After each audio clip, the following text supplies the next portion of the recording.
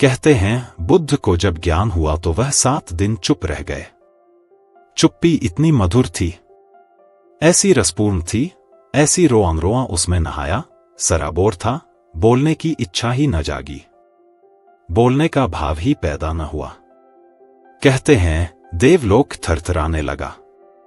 कहानी बड़ी मधुर है। अगर कहीं देवलोक होगा तो जरूर थरथराया होगा।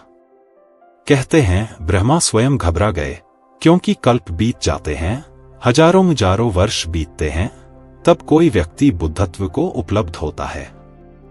ऐसे शिखर से अगर बुलावा न दे तो जो नीचे अंधेरी घाटियों में भटकते लोग हैं, उन्हें तो शिखर की खबर भी न मिलेगी। वे तो आंख उठाकर देख भी न सकेंगे, उनकी गर्दनें तो बड़ी बोझिल हैं। वस्तुतः वे चलते नहीं, सरकते हैं, रेंगते हैं। आवाज बुद्ध को देनी ही पड़ेगी, बुद्ध को राजी करना ही पड़ेगा। जो भी मौन का मालिक हो गया, उसे बोलने के लिए मजबूर करना ही पड़ेगा। कहते हैं ब्रह्मा सभी देवताओं के साथ बुद्ध के सामने मौजूद हुए। वे उसके चरणों में झुके। हमने देवत्व से भी ऊपर रखा है बुद्धत्व को। सारे संसार में ऐसा नहीं हुआ। हमने बुद्धत्व को देवत्व के ऊपर रखा है। कारण है देवता भी तरसते हैं बुद्ध होने को। देवता सुखी होंगे, स्वर्ग में होंगे। अभी मुक्त नहीं हैं, अभी मोक्ष से बड़े दूर हैं। अभी उनकी लालसा समाप्त नहीं हुई है। अभी तृष्णा नहीं मिटी है। अभी प्यास नहीं बुझी है। उन्होंने और अच्छा संसार पा लिया है और सुंदर स्त्रियां पा ली हैं। कहते हैं स्वर्ग में कंकड़ पत्थर नहीं है, हीरे जवाहरात हैं। कहते हैं स्वर्ग में जो पहाड़ हैं, वे शुद्ध स्फटिक माणिक के हैं। कहते हैं स्वर्ग में जो फूल लगते हैं, वे मुरझाते नहीं। परम सुख है, लेकिन स्वर्ग से भी गिरना होता है, क्योंकि सुख से भी दुख में लौटना होता है। सुख और दुख एक ही सिक्के के पहलू हैं। कोई नरक में पड़ा है, कोई स्वर्ग में पड़ा है। जो नरक में पड़ा है वह नरक से बचना चाहता है। जो स्वर्ग में पड़ा है वह स्वर्ग से बचना चाहता है। दोनों चिंतातुर हैं, दोनों पीड़ित और परेशान हैं। जो स्वर्ग में पड़ा है वह भी किसी लाभ के कारण वहां पहुंचा है। एक ने अपने लोभ के कारण पाप किया होगा, एक ने लोभ के कारण पुण्य किए हैं। लोभ में फर्क नहीं है। बुद्धत्व के चरणों में ब्रह्मा झुके और कहा आप बोलें। आप न बोलेंगे तो महादुर्घटना हो जाएगी, और एक बार यह सिलसिला हो गया तो आप परंपरा बिगाड़ देंगे। बुद्ध सदा बोलते रहे हैं, उन्हें बोलना ही चाहिए। जो न बोलने की क्षमता को पा गए हैं, उनके बोलने में कुछ अंधों को मिल सकता है, अंधेरे में भटकतों को मिल सकता है।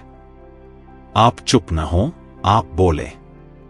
किसी तरह बमुश्किल राजी किया। कहानी का अर्थ इतना ही है कि जब तुम मौन हो जाते हो तो अस्तित्व भी प्रार्थना करते हैं कि बोलो, करुणा को जगाते हैं। उन्हें रास्ते का कोई भी पता नहीं, उन्हें मार्ग का कोई भी पता नहीं है। अंधेरे में टटोलते हैं। उन पर करुणा करो, पीछे लौटकर देखो। साधारण आदमी वासना से बोलता है, बुद्ध पुरुष करुणा से बोलते हैं। साधारण आदमी इसलिए बोलता है कि बोलने से शायद कुछ मिल जाए, बुद्ध पुरुष इसलिए बोलते हैं कि शायद बोलने से कुछ बंट जाए। बुद्ध इसलिए बोलते हैं कि तुम भी साझीदार हो जाओ उनके परम अनुभव में। पर पहले शर्त पूरी करना पड़ती है, मौन हो जाने की, शून्य हो जाने की। जब ध्यान खिलता है, जब ध्यान की वीणा पर संगीत उठता है, जब मौन मुखर होता है, तब शास्त्र निर्मित होते हैं। जिनको हमने शास्त्र कहा है, वह ऐसे लोगों की वाणी है जो वाणी के पार चले गए थे। और जब भी कभी कोई वाणी के पार चला गया, उसकी वाणी शस्त्र हो जाती है, आप्त हो जाती है।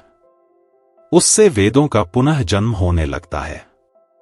पहले तो मौन को साधो, मौन में उतरो, फिर जल्दी ही वह घड़ी भी आएगी, वह मुकाम भी आएगा जहां तुम्हारे शून्य से वाणी उठेगी, तब उसमें प्रामाणिकता होगी, सत्य होगा।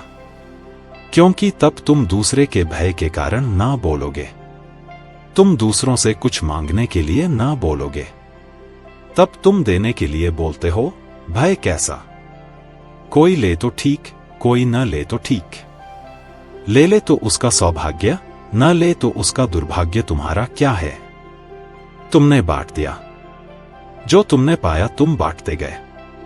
तुम पर यह लांछन न रहेगा कि तुम कृपण थे, जब पाया तो छिपाकर बैठ गए। दोस्तों, आज की यह कहानी आपको कैसी लगी और इस कहानी से आपको और क्या सीखने को मिला? कृपया यह भी हमें कमेंट करके बताएं। साथ ही अगर आपको ये कहानी पसंद आई और ये आपके लिए उपयोगी लगी तो इसे अपने दोस्तों के साथ जरूर शेयर करें।